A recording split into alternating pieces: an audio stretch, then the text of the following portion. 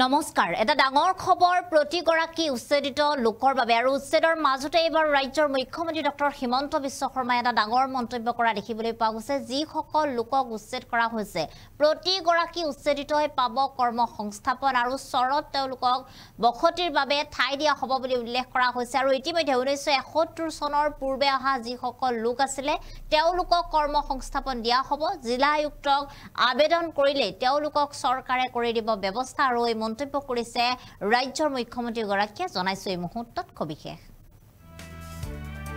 আমি জনাইছো এই মুহূৰ্তত অন্য এটা ডাঙৰ খবৰ এবাৰ ৰাজ্যৰ হাজাৰ হাজাৰ উচ্ছেদিত লোকৰ বাবে এটা অতিকৈ ডাঙৰ খবৰ এটা ভাল খবৰ কিয়নো উচ্ছেদক লৈ ৰাজ্যত এতিয়া হাহাকাৰ পৰিস্থিতিৰ সৃষ্টি হৈছে গৃহহীন হোৱা হাজাৰ হাজাৰ পৰিয়ালক দিয়া হ'ব পুনৰ সংস্থাপন তেওঁলোকে লাভ কৰিব আৰু 1971 পূৰ্বে অহা প্ৰতিগৰাকী ব্যক্তিয়ে পাব এতিয়া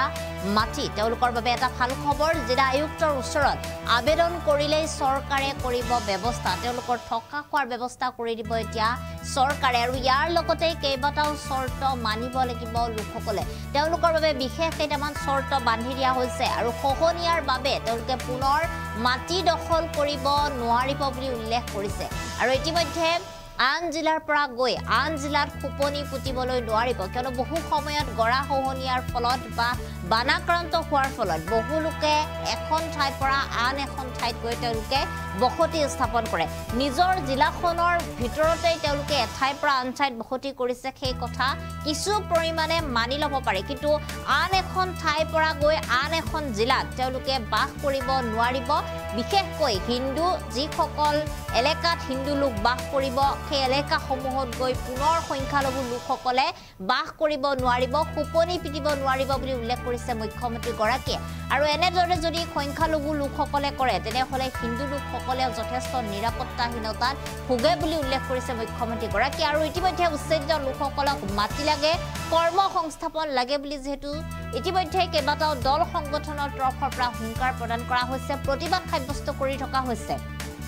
তাৰ মাজতে এবাৰ ৰাজ্যৰ মুখ্যমন্ত্ৰী ডক্টৰ হিমন্ত বিশ্ব শৰ্মাই এটা ডাঙৰ ঘোষণা কৰিছে যে যিসকল ব্যক্তি 1971 চনৰ পূৰ্বে অৰ্থাৎ নাগৰিক ভিত্তিবৰ্ষৰ পূৰ্বে যিসকল লোক অসমত আহিছিল অসমত তেওঁলোকে বসবাস কৰিছিল যিসকল লোকক উচ্ছেদ কৰা হৈছে সেই লোকসকলে 1971 চনৰ পূৰ্বে অহাৰ প্ৰমাণপত্ৰ দিব লাগিব তেওঁলোকে তথ্য দিব পাৰিব লাগিব আৰু সেই লোকসকলে পাব মাটি তেওঁলোকক চৰত সংস্থাপন দিব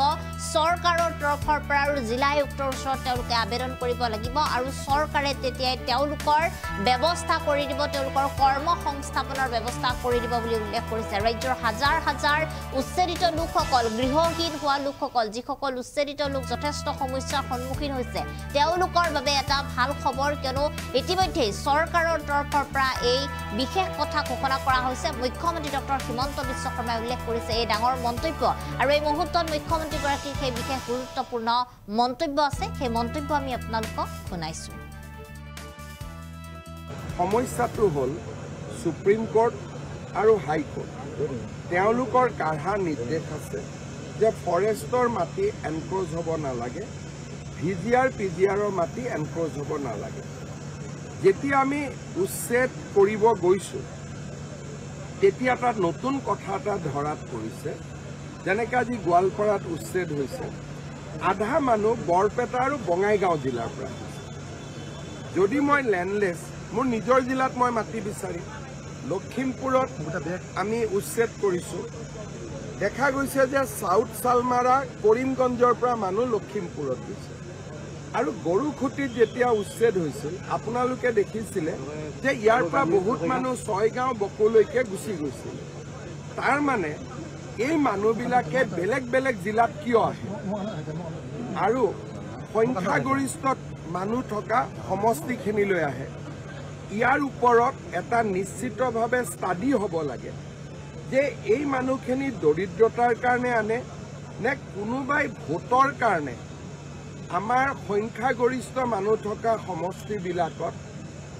অসমীয়া মানুহক সংখ্যালঘিষ্ঠ কৰিবৰ কাৰণে কোনোবাই ইয়াত লৈ আহে মই ভাবোঁ যে আমাৰ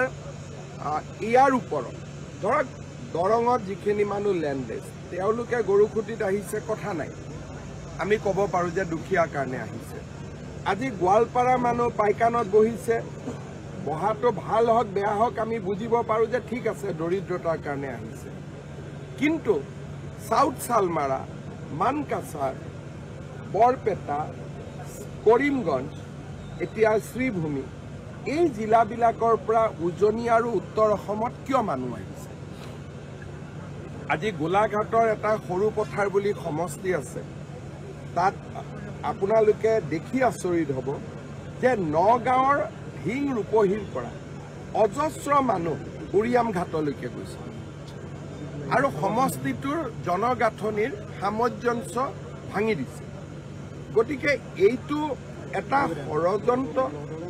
নে দৰিদ্ৰৰ কাৰণে গৈছে নে ইয়াৰ আগত কোনোবা ৰাজনীতি কৰা মানুহ আছে?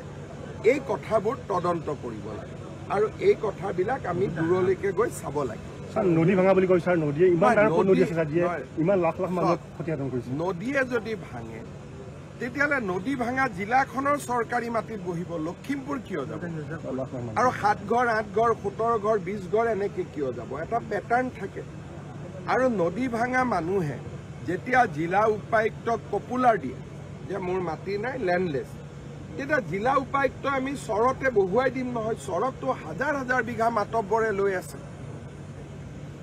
আজি যদি লেণ্ডলেছ মানুহ কোনোবা আছে আৰু মানুহজনে যদি প্ৰমাণ কৰে যে মই এইখন চৰতে আছো আৰু মই 1971 চনৰ আগত অহা মানুহ,